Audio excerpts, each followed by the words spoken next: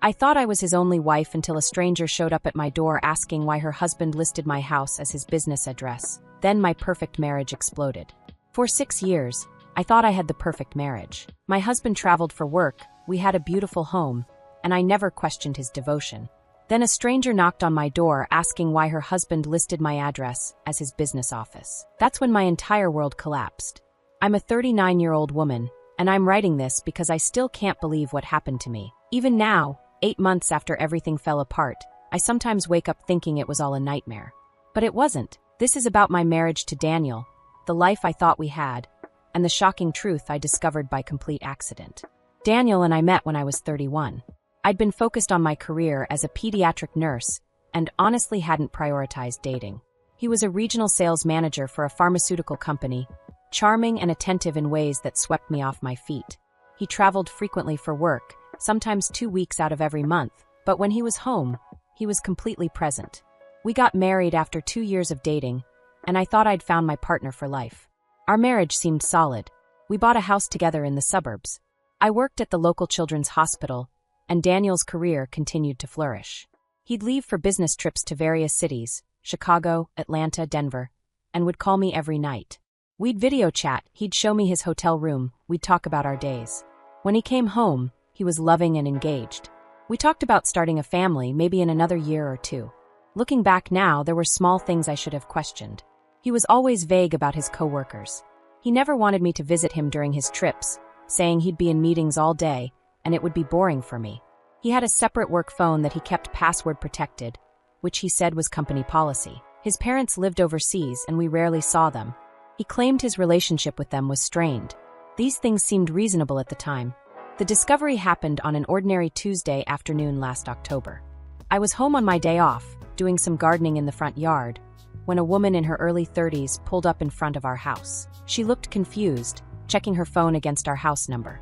She approached me cautiously and asked if this was 428 Maple Drive. I confirmed it was. She seemed hesitant, then asked if this was the business address for Hartwell Consulting. I told her no, this was a residential property, my home. She showed me her phone, some kind of business registration document, and there was our address listed as the business location for this consulting firm. The owner's name listed was Daniel Hartwell. I felt confused. Daniel's last name was Morrison, not Hartwell. I told her there must be some mistake. She looked uncomfortable and said her husband, Daniel Hartwell, had registered this business 6 months ago, and she was trying to figure out what kind of consulting work he was doing because he'd been spending a lot of money on it. Something cold settled in my stomach.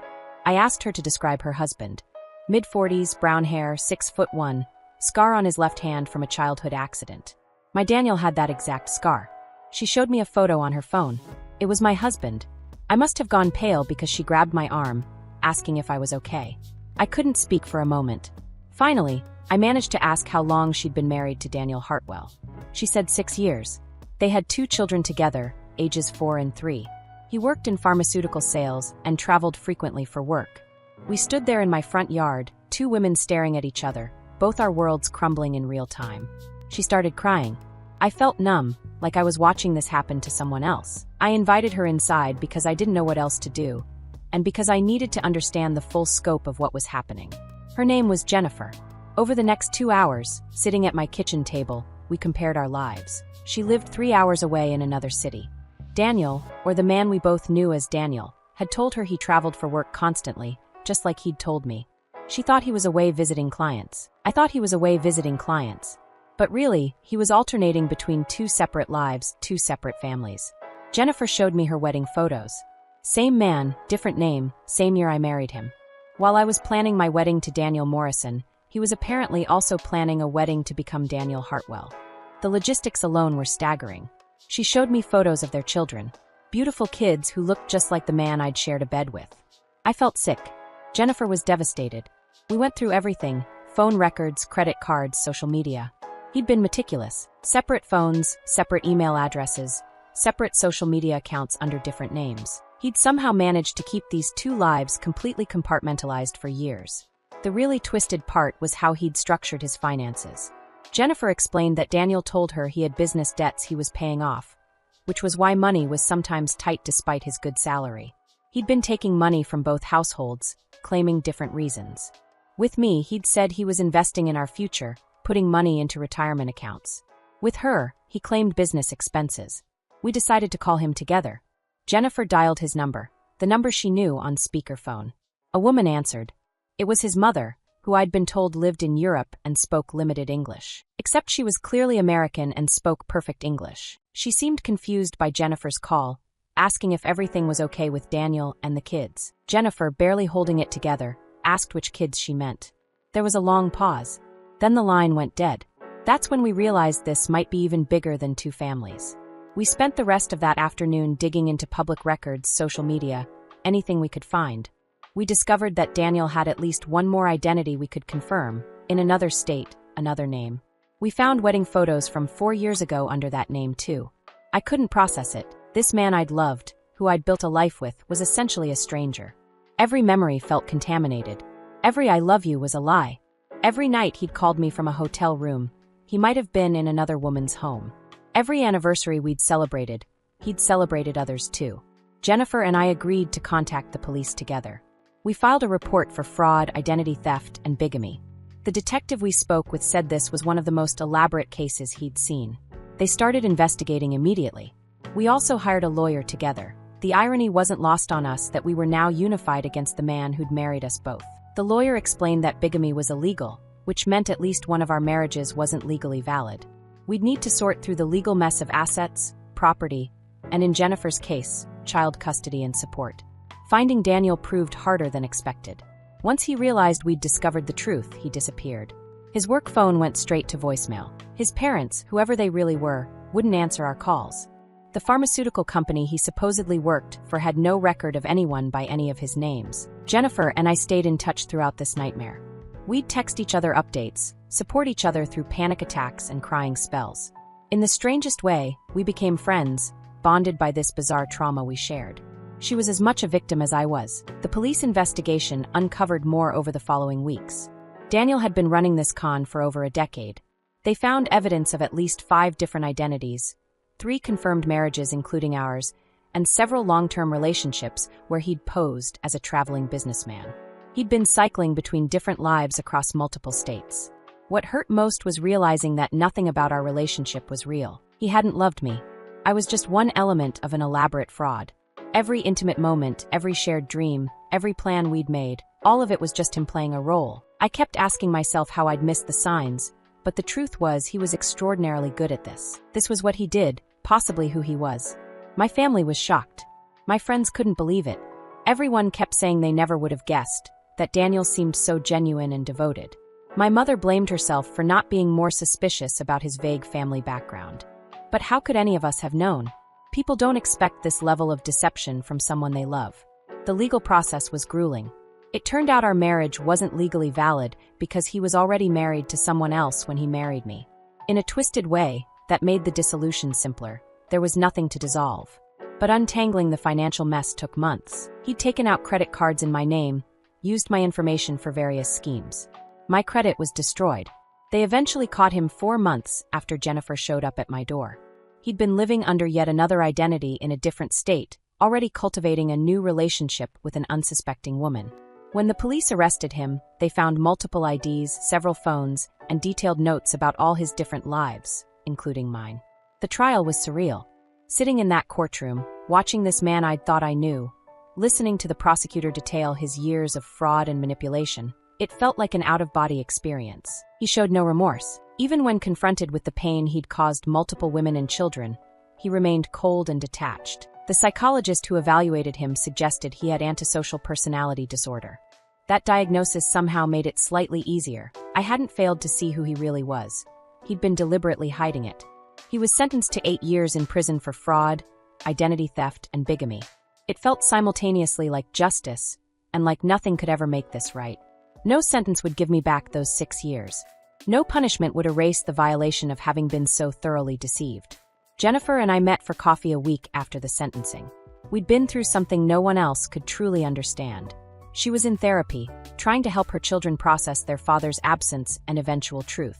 I was in therapy too, trying to rebuild my sense of reality and trust. We talked about the red flags we'd both missed or dismissed, how he'd isolated us from being too curious about his work life, How he'd always had explanations that sounded reasonable. How he'd been affectionate and attentive enough to keep us content, but never so involved that we'd push for more access to his world. He'd been a master manipulator.